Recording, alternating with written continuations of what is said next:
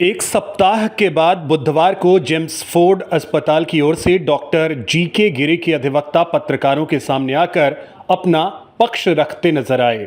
उन्होंने कहा कि आरोप लगाने वाली महिला कर्मचारी का बयान कहीं से सही नहीं है। उन्होंने खुद अपने सहयोगी फजले के साथ मिलकर चेंजिंग रूम और अन्य जगहों पर कैमरा लगवाया ताकि डॉक्टर गिरी की प्रतिष्ठा धूमिल हो। अधिवक्ता ने कहा कि किसी निजी अस्पताल में बैठकर यह साजिश रचा गया, जिसकी जानकारी हम डॉक्टर जीके गिरी के साथ बैठकर सभी पत्रकारों और पदाधिकारियों को देंगे। महिला कर्मचारी का एक भी आरोप सही नहीं है, बिल्कुल तथ्यहीन और निराधार है। डॉक्टर गिरी एक सरल, सौम्य और प्रतिष्ठित चिकित्सक हैं। इधर आरोप लगाने वाली महिला कर्मचारी ने कहा है कि अगर डॉक्टर गिरी पर कार्रवाई नहीं हुई तो हम समाहरणालय के सामने अनशन करेंगे और आत्मदाह कर लेंगे। इस बयान के बाद अस्पताल प्रबंधन की ओर से इस तरह का ताना बाना बुना गया है और इस तरह का बचाव में बयान दिया जा रहा है। देर शाम जिला परिषद सदस्य पिंटू मिश्रा, जो इस घटना को लेकर शुरू से बेहद गंभीर हैं, उन्होंने कहा कि 8 दिन बाद अस्पताल प्रबंधन की नींद खुली और एक अधिवक्ता के माध्यम से गलत और भ्रामक बयान दिया गया है, जो कहीं से सही नहीं है।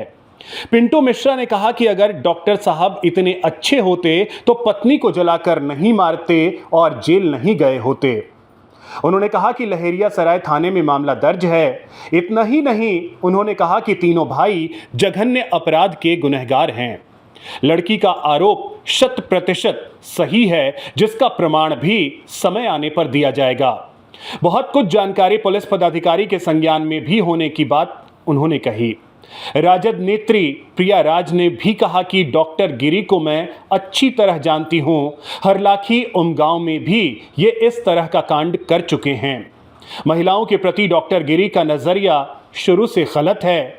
यह तो गिरी को जानने वाले हर कोई कहते हैं कि डॉक्टर गिरी महिला प्रेमी हैं।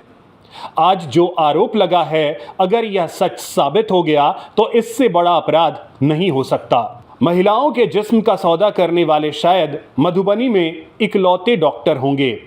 जगह जगह कैमरा लगाकर महिला कर्मचारी और महिला मरीजों की निजता का वीडियो बनाना कहीं से भी क्षम्य नहीं है। मामला कोर्ट और जांच टीम के अधीन है। अगर आरोप सही निकला तो डॉक्टर गिरी जैसे चिकित्सक को भगवान का दूसरा रूप नहीं कहा जा सकता।